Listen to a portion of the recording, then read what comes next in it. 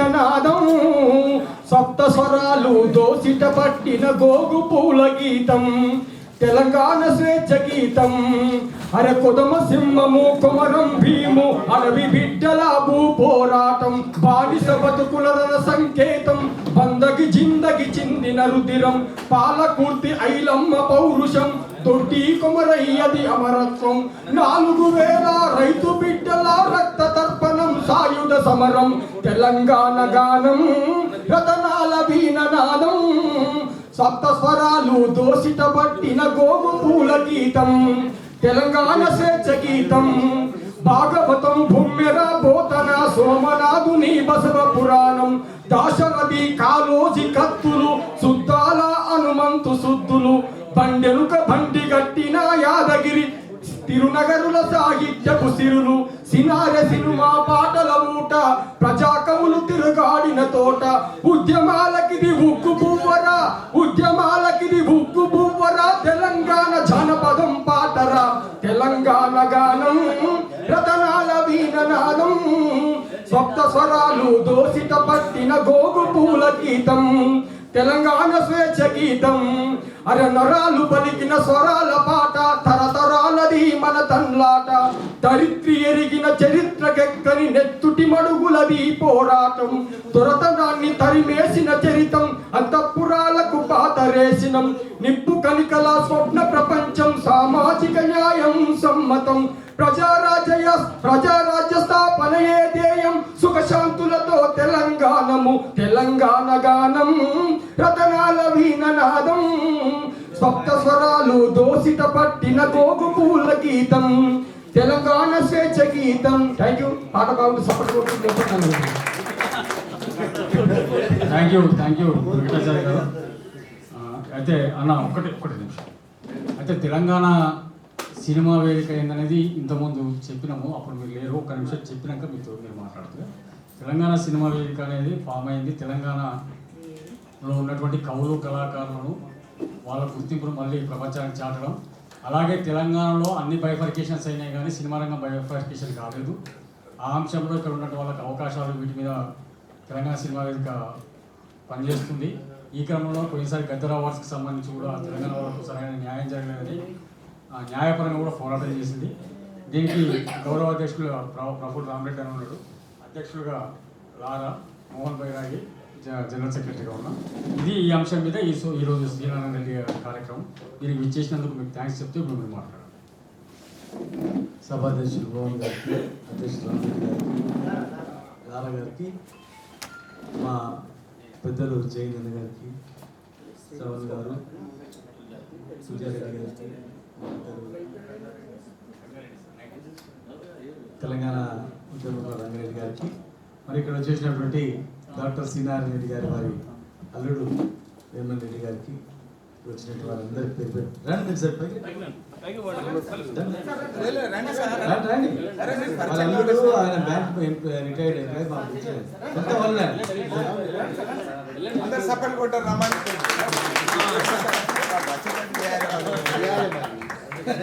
చాలా సంతోషం. ఈ మంచి రోజు నారాయణ రెడ్డి గారి జయంతి రోజు ఒక అసోసియేషన్ ఏర్పాటు చేసుకోవడం చాలా సంతోషకరమైన విషయం. డాక్టర్ సి నారాయణ రెడ్డి గారు జనరల్గా సినీ ఫీల్డ్ అంటేనే పైరేలతోన నడుస్తుంటుంది. ఒక హీరో కావాలన్నా, ఒక సినిమా పాస్ కావాలన్నా, థియేటర్లో ఆడాలన్నా మనకు హిస్టరీ ఉండాలి. మన వాడి అదృష్టం అలా ఉడితే అయినట్లా, ఇక్కడ ఉడితే వాడు పోయినట్లా సినిమా రంగంలో అట్లా నడుస్తూ వచ్చింది. ఆ రోజుల్లో కూడా శ్రీరామ్ రెడ్డి గారు పాటలు రాసుకోవడానికి లైన్ కట్టింది. ఎందుకంటే ప్రతిభ ఉంది కనుక. అక్కడి వరకు వచ్చేవరకు ఇలాగే ఎవరు రాయలేరు. అందుకే అప్పుడు ఈ ప్రాంతం లేదేం లేదు, ఇక అందరూ రాయాల్సిందే. ఎందుకంటే సినిమా పాటలు వినాలంటే ఏదంటే అది వినరు కదా, మంచిగా ఉండాలంటే ఏమో రాష్ట్రుడు అంటే మనగాడు డాక్టర్ శ్రీనారాయణ గారు. ఏంటి సినిమా రంగంలో ఎన్టీ రామారావు గారు ఎట్లయితే హీరోగా గొప్పగా చరిత్ర సృష్టించిండో, ఏ ప్రొడ్యూసర్ అయినా కూడా అట్లా సినీ రంగంలో కూడా నారాయణ రెడ్డి గారు అంటే ఒక పాట రాస్తే రాయించుకోవడానికి ఆ సినిమా మొత్తం నేనే గుర్తా, మొత్తం నా పాటలు నా అట్లయితే రాస్తా, లేకపోతే వచ్చాను ఒక పాట 2 పాటలు అంటే అవసరం లేదు వెళ్ళగొట్టాడు అనమాట. వేరే వాళ్ళ దగ్గరికి ఏమో వేరే వాళ్ళేమో డైరెక్టర్లు ఏమో తిరిగి మా పాట ఉంది మంచిగా ఉంది వినండి సార్ అని. ఈయన దగ్గర రివర్స్, సార్ సినిమా మొత్తం నీవే తీసుకో, మొత్తం నీవే రాయి సార్, నీ పాటలే పాడిస్తాం అని చెప్పి అట్లా రివర్స్లో ఉండేది. అంటే ఈయన సాహిత్యంలో హీరోలలో హీరో ఎన్టీఆర్ అయితే ఆ రోజుల్లో ఆ కాలం నాటి, ఈయన సాహిత్యంలో ఈయన హీరో, అంత గొప్ప.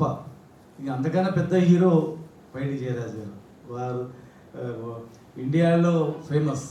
కాకపోతే ఆయన ఈ ప్రాంతంలో ఉండడం బేళ్ళకి, అలా ఈ కమ్యూనిటీలో ఉండడం ఇంకా పెద్ద బేళ్ళకి, లేకపోతే ఎక్కడో వెళ్ళిపోయాడు. నేను సంస్కృతి శాఖ మంత్రిగా ఉన్నప్పుడు రవీంద్ర భారతిలో పైన హాల్ ఉంటుంది, దానికి పైడి జయరాజ్ హాల్ అని పెట్టిన, చాలామంది తెలియదు, పెట్టడం నేనే పేరు పెట్టి ఆవిష్కరించిన పైడి జయరాజ్ హాల్. అట్లా కొన్ని అవార్డులు కూడా ఆయన పెరిగినప్పుడు వచ్చినాం. మరి ఈరోజు ఏ ప్రాంతమైనా సరే ఏ మనిషి ఎప్పుడు ఉంటాడా, ఎప్పుడు పర్మనెంట్ ఉంటాడా, మంచి పని చేసిన వ్యక్తిని ఖచ్చితంగా ఆదరించాలి. అసలు కళలకు కులాలు మతాలు ఉండవు, కవులకు కళలకు ఎవడు మంచిగా ఉంటే వాడు ప్రిఫరెన్స్ ఇవ్వాలి. దరిద్రం ఏంటంటే ఇండియాలో అట్లా లేదు, దేశం మొత్తం మీద అట్లా ఉంది. అక్కడనే గొడవలు వచ్చేవి. నిజంగా అన్ని ప్రాంతాలు మంచి కలిసిమెలిసి ఉంటే ఆంధ్రప్రదేశే ఉండేది. నీళ్ళు మనకి ఇచ్చి అందరికి ఈక్వల్గా డెవలప్మెంట్ ఉండి, ఎడ్యుకేషను, పొలిటికల్ పోస్టులు అంతా ఈక్వల్గా ఉన్నాయనుకో, ఎవడు మంచిగా ఉండి అదే మంచిగా ఉండేది. ఎప్పుడు వచ్చింది? అసమానతలు వచ్చినప్పుడే వచ్చింది. యాక్చువల్ మీరే మేము అప్పుడు మనం మంచిగా అయిపోయాం. మళ్ళీ ఇట్లా ఉమ్మడిగా అన్నదమ్ములు ఇద్దరు, వాడు పెద్ద పని చేస్తుంటాడు, చిన్న పని చేస్తుంటాడు, కంబైన్ ఉందనుకో, ఎక్కువ ఇన్కమ్ వచ్చేటోడు అంత దగ్గర వేస్తే ఈక్వల్ ఉంటుంది. విడిపోయారనుకో ఏముంటుంది? విడిపోయిన తర్వాత ఏముండదు, యూనిటీ పోయిన తర్వాత. కనుక ఈరోజు మరి రాష్ట్రాలు విడిపోవడానికి కారణం అసమానతలే. ఇలా సినీ రంగం కూడా ఎప్పుడో ఒకసారి గొడవలు వస్తాయి, ఎప్పుడో ఒకసారి విప్లవం వస్తుంది, ఎప్పుడో ఒకసారి బొగ్గుబలు చేస్తుంది. అది రాకుండా అంటే ఏంటంటే ఈక్వాలిటీ మెయింటైన్ చేయాలి.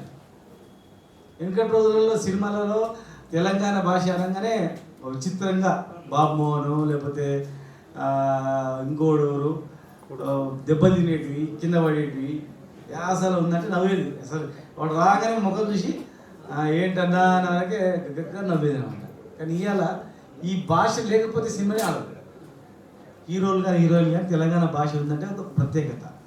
ఆ భాష లేని సినిమానే లేదు. అట్లా అటువంటిది వచ్చేసింది. ఎందుకంటే అది ప్రజలు ఆదరణ, ఒరిజినాలిటీ అనేది వచ్చేసింది. ఇప్పుడు కూడా సినీ రంగంలో కూడా ఈక్వాలిటీగా చేయాలి. అంత మహనీయుడు డాక్టర్ శ్రీనారెడ్డి గారి, నేను మంత్రిగా ఉన్నప్పుడే వారికి ఇక్కడ బంజారాస్ జూబ్లీస్లో ల్యాండ్ కూడా ఇచ్చినాను. నేనే భూమి పూజ చేసిన, దానికి భూమి పూజ చేసి నాగేందర్ ఎమ్మెల్యే వారి ఇంటి వెనకాల ల్యాండ్ కూడా నేను భూమి పూజ చేసినాము. తర్వాత ఎలక్షన్ కోడ్ వచ్చింది, ఏమైందో దాదాపు ఒక 30-40 కోట్ల ఆస్తి, పెద్దది, చాలా పెద్ద ల్యాండ్ అది.